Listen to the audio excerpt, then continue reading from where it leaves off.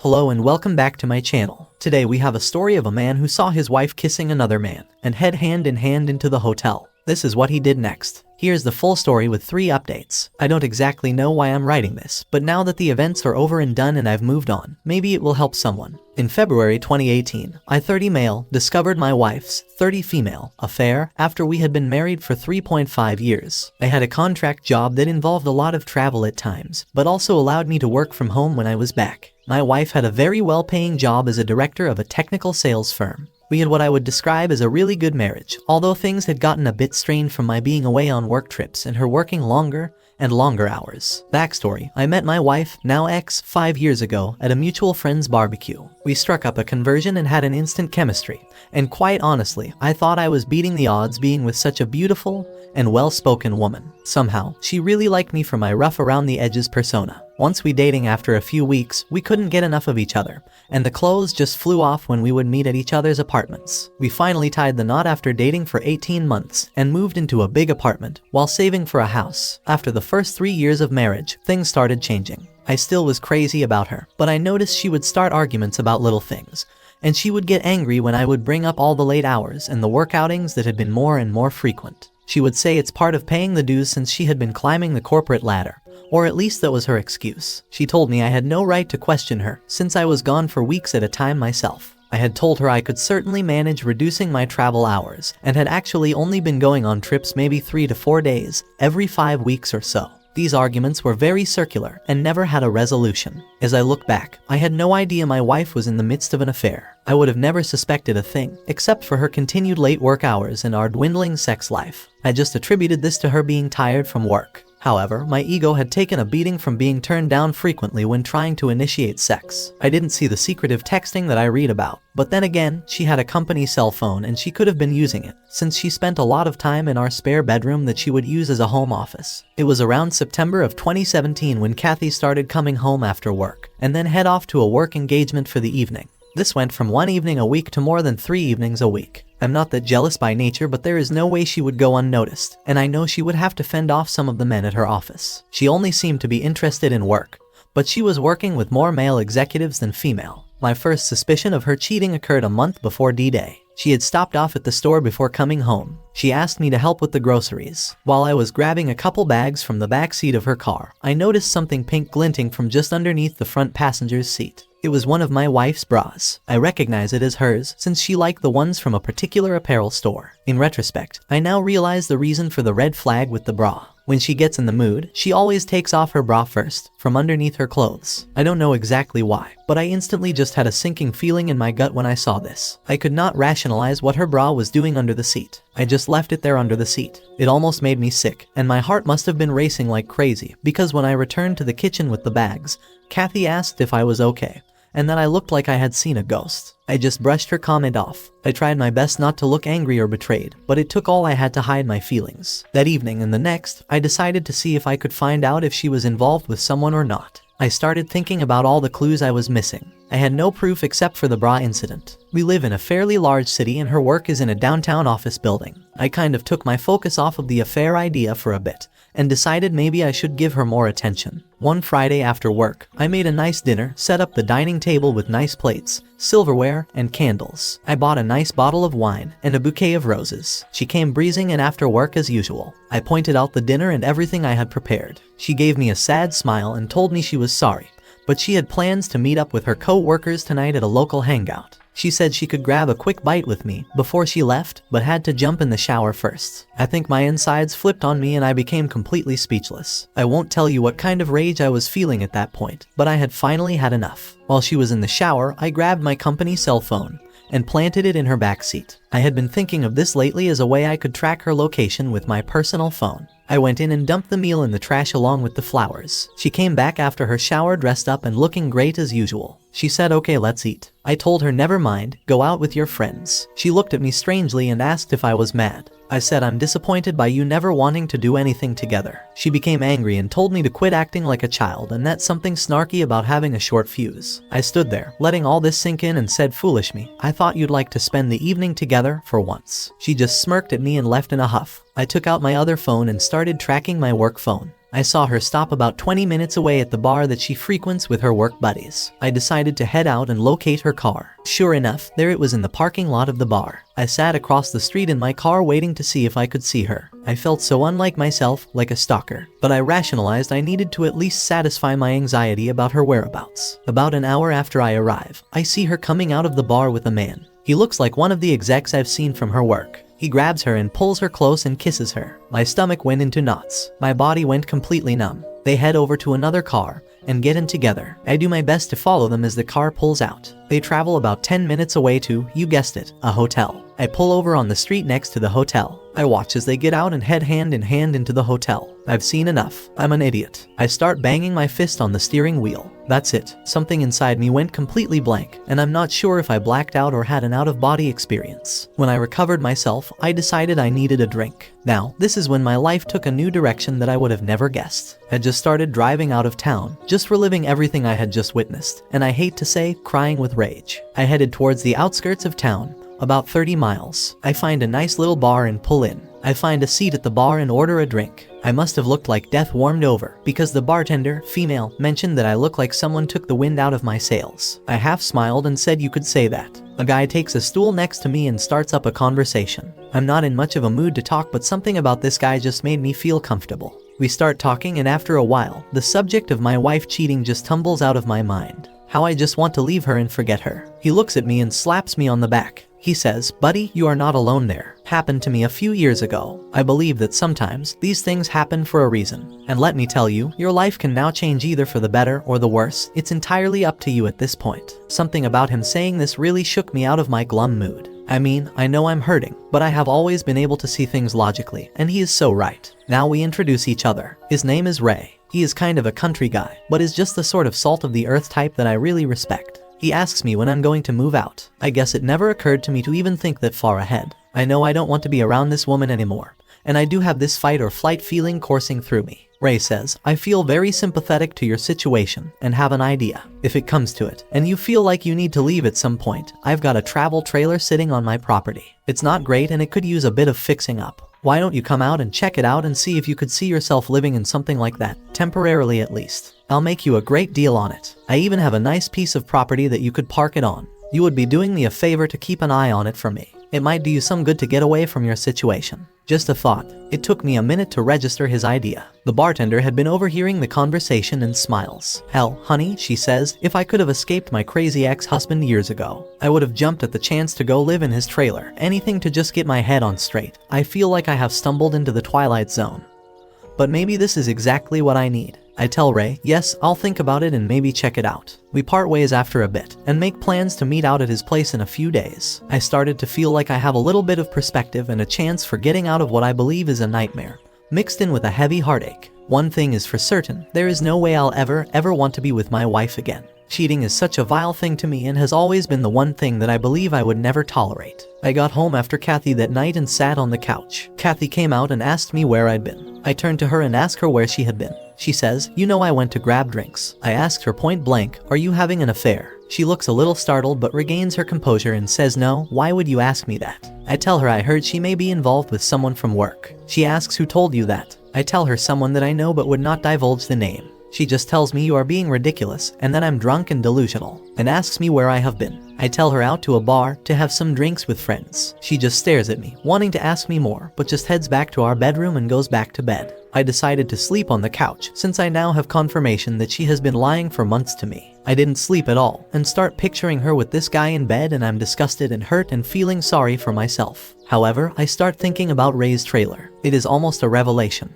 and the idea of it just made me feel better. I must have something wrong with me, but with the pain I was in, the fight or flight mode just instinctively kicked in, and the flight part won me over. The next morning, we don't speak much and go about the weekend as if nothing had happened. A few days later, I made plans to meet up with Ray. I met up at Ray's place. He owns a nice ranch and the trailer is actually really nice, about 26 feet, and has all the necessities one needs to live in it. I had traveled with some friends and one back in college during a spring break and really enjoyed it. I make Ray an offer on it, and he agrees to the price. I practically steal it from him. He gives me directions to his ranch property and I drive over to check it out. It is beautiful, full of trees, scrub brush, and it looks like there are nearby hiking and biking trails bordering it. It's near the foothills of some mountains and Ray has a small shack on a hill overlooking the property, with water and electricity for the trailer available. Ray will pull the travel trailer to the site and set it up for me. I tried to get Kathy to come clean during the next few weeks and all I get is gaslighting. I even point blank tell her that if I find out she is cheating, there is no going back. This has the opposite effect of driving her deeper into her affair fog and blistering me in denials. The denial is so bad, it almost made me laugh. I have no physical proof of her cheating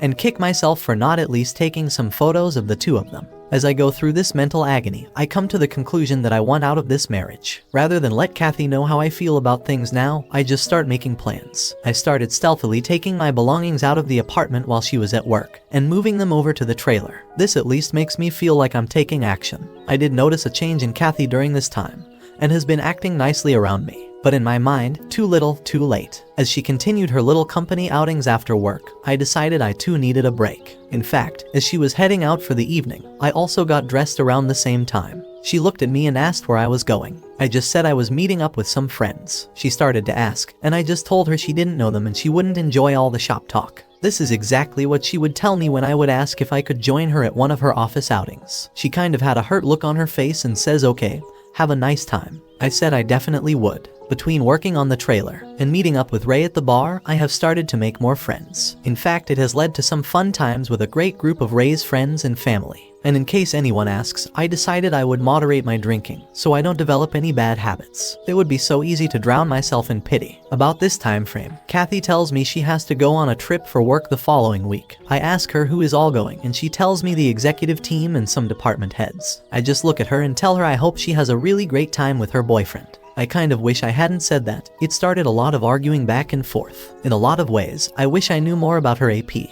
But as Ray put it to me, in the long run, it doesn't matter who the other guy is. It only matters that she decided to step out on you. She burned down the marriage. She can own it or deny it. But facts are facts, brother. Ray should write this stuff down and publish it for the betrayed. Her work trip provided me with the opportunity to move the rest of my stuff out completely. So after Kathy left for her trip, I gathered everything I had left of any value and put it in my vehicle. I'm not taking any furniture or the like, so it's just clothes and work computers and equipment. Before I left, I had written a note that I was going to leave for her, but after rereading it, I decided I would just make it simple. I grabbed a piece of paper and wrote I hope it was worth it. I placed my wedding ring on top of the note sitting on the kitchen table. I felt a huge weight come off of me. I felt free, no more hiding the truth. I know I will have some baggage to deal with and some hurt to get over, but I have time to heal now. I just need some space and need to get her out of my life as quietly and quickly as possible. I'm not proud that I never confronted her more or pulled a confession out of her. I never got to yell and scream and curse her after confessing.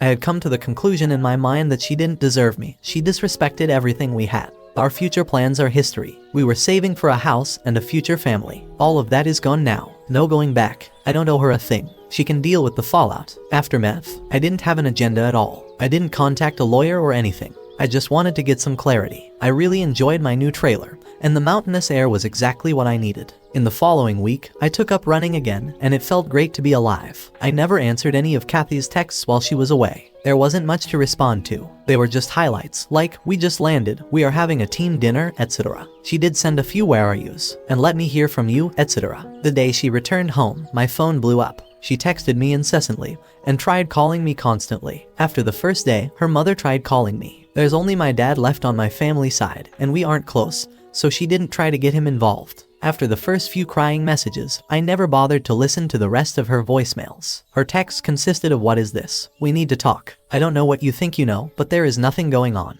I'm not involved with anyone. I'm not having an affair." After a week of not responding, she finally leaves me a text saying, "I'm sorry, things got out of hand. I was involved with someone at work, but it meant nothing. I got caught up in my work and you were gone a lot, and I just made a mistake. I was going to end it, a mistake." This was the confession I had been seeking all along. For some reason, it just made me dislike her even more. Why couldn't she be honest? This wasn't the woman I had dreamed of building a future together. And mistakes don't last for what? 6 to 8 months or a year. At one point, her pleading for me to come back and work on the marriage became pathetic. She quit bothering me for a couple weeks. I still refused to answer her. I did not want her to pry anything out of me where I was living. I did not want this woman ruining my sanctuary. Then one day, she started sending me angry texts like, "You are a coward. You won't talk to me. You don't care about us. Please come home so we can talk. Where are you? I can come to you. Please, let's talk and fix things. I don't remember all the messages, but they all seem to be excuses and very little in the way of apologies. I let it all go in one ear and out the other. I finally changed my cell phone number. Update, June 2018. Kathy sent me an email telling me she had retained a lawyer and was filing for divorce. I sent her a reply that said, "Okay, sounds good." This resulted in a flurry of emails demanding I come see her and so forth. She realized this wouldn't get her anywhere, and after a while, she just wrote that if I agreed to an uncontested divorce, she wouldn't bother me anymore. I agreed, and several months later, finally, I was truly a free man. I never had to see her after I left our apartment. No closure for either of us, but it seemed like that was more important to her than to me. For a few months, I did think of her sometimes, and yes, the pain would appear out of nowhere, like if I heard a song come on the radio that we used to listen to, etc. But eventually, I just stopped thinking about her. Update 2. Well, I am officially divorced. Things are really good now. As a matter of fact, I met a great girl. I was out on a run on the trail just down the hill from where I live. I helped her change a flat tire and we really hit it off. She is amazing and cute as hell, though a few years younger than me. She loves my lifestyle and calls me her mountain man. I'm in no hurry to get serious, but I'm not about to give up on women completely. I'm still up here in the trailer. I have no plans to change anytime soon, and I've simplified my life quite a bit. I love the outdoors. It helped me get over my ex-wife, the heartache, everything. I know everyone handles these things differently. I was lucky to not have children yet, and was only into my 3rd year of marriage, so I think I did what was right for me. You don't have to live your life with a cheater. If something like this happens to you, please, just don't dwell on it. Just move on with your life. It gets better after you work on yourself. I wish everyone the best life they can have. My ex-wife was trying to track me down in an attempt to reconcile or something. I had moved some 2 hours from where we used to live. I saw her last weekend in a coffee shop I go to frequently in the town that is near to where I live. I was suspicious that it was not a coincidence that she was there. Luckily, I was able to leave before she saw me. Update. I came back into town this past weekend to grab a few groceries and went to grab a coffee in the place I usually go to, as well as work on some documents I needed to fill out for work, using their free internet. After finishing up, I left the coffee shop. While I'm walking towards my truck, I hear someone yell Paul. I look across the street and oh crap, there's Kathy, my ex, waving at me. Armageddon had finally happened. I stood there in shock. She runs across the street and approaches me and reaches out to me, expecting a hug, and I instinctively hold my arms out with palms out. And she stops. She looks at me really hurt. She then says, "Paul, I have been looking for you. I heard you moved out here and wanted to see you. Can we talk?" I feel like a trapped animal, guys, I really did. So I relented and said, "Okay, let's find a table or something and we can talk for a minute." She asks if we can go to my place, and I just flat out said no. She follows me down to a bench outside a little shop at the end of the block. She starts by saying how much I've changed and how she loves my new look, my beard, all crap. She liked how my physique had changed, how I looked so fit. She puts on a good act, and guys, she looked hot. She had on these little white shorts and a tank top and her hair in a ponytail like I used to like. My radar was on high alert and I could tell she was really turning on the sex appeal. I had to really rein myself in here and see where this was going. She starts out by apologizing about the whole affair thing. She says karma really hit her hard after I left. Her company learned of her affair and basically made things so unpleasant that she quit. Her AP, who had a fiancé at the time, got a reprimand and was moved to another position within the company. He blamed her for his having to move and she retaliated by telling his fiancé everything, which resulted in them breaking up. She lowered her head a little and started crying.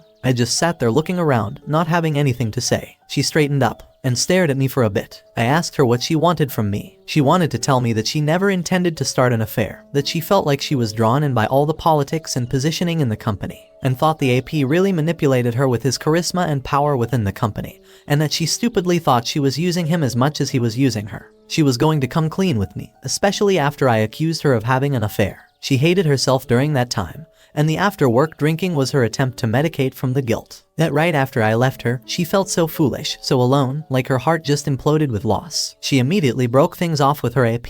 She felt that since I wouldn't contact her or talk to her, that she had to find me and see if she could make things right for us and if we could start over again. She knows we are divorced, but maybe we could have a clean slate. I just stared at her. I let her have it. I'm paraphrasing the conversation, but here it is. How dare you think you can just come out here and think you can just wipe away all the crap you caused? I'm to forgive everything you did to ruin our marriage. I told you before, if you cheated on me, we were through. There is no forgiveness. There is no reboot of this relationship. You killed it. You destroyed what we had the minute you stepped out on me. How stupid do you think I am? I followed you one night and saw you go into a hotel together, do you know that? I then realized that I had been raising my voice and people were starting to notice. She started to sob. She grabbed my arm. I let her cry on my shoulder a little. Before nudging her away, she looked up at me. I deserve all this, I know I do. Can you at least let me take you to dinner or something? I don't want to leave, I want to talk more. I want to make sure we have everything out in the open. I need time with you that you didn't give me before. Please, Paul, I know you may not want to hear this, but I love you so much. I didn't know how much I loved you until you left me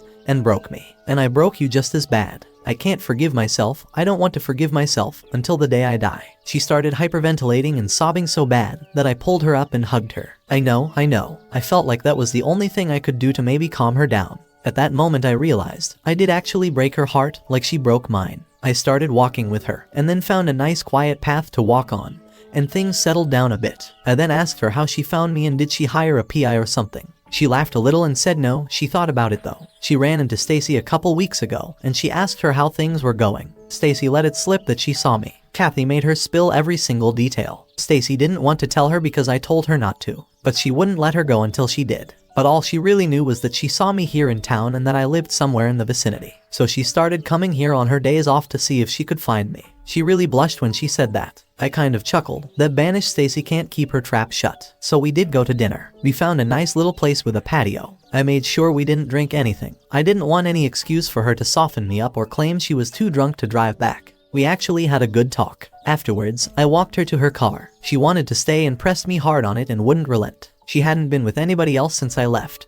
and swore up and down I was the only one she wanted. I told her no, it's still way too soon for me to go down that road. She begged to see me again, but I was non-committal. I gave her my new email address, but that was it. She wanted my phone number, but I told her no, you'll just blow it up with texts and calls. She cried about that one. She said she would be back in town next weekend if I was interested. I didn't say anything to that. She said she will email me and tell me all the details of when, where. Before she left, I asked her point blank if she would forgive me if I had done the cheating. She sat there thinking and she said, yes, she would in time, but only if we saw a marriage counselor or if we could work through the healing process with lots of talking and maybe even a binding agreement. I said, okay, maybe I could do that 5 to 10 years from now. She said if that's what it would take, she would wait. She then took my hands in hers, looked me in the eye and said something that really surprised me. She said, God banish it, Paul, I will always love you and will do anything to prove it. At that she left. I'm still so shook by that. She said it with such conviction. I still can't see myself back with her. I feel better though. Right now, I can't even see her as an FWB. Maybe a friend. But crap, I just don't know if we could ever work out again.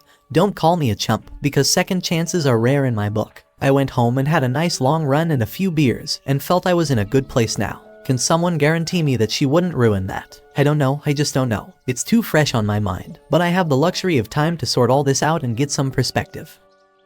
OP, she realized what she lost the moment you walked out the door. It immediately broke her a fair fog. She came back to reality, but it was too late. Then her world imploded when everything around her became messy, especially her work environment. Now, she doesn't have anywhere to go to. You're her safe place for 5 years, and now she realized she's alone and has nowhere to go. Healing may take your whole lifetime and you're still not over the betrayal. Don't jump in too soon in the second chances if you're thinking about it. Maybe it's just your residual feelings towards her talking. And also, check for the red flags. She was wearing the dresses you like and having her hair done the way you like. She seems doing all these things just to please you. But don't give in too soon if you're thinking about reconciling. All the best. Stay strong.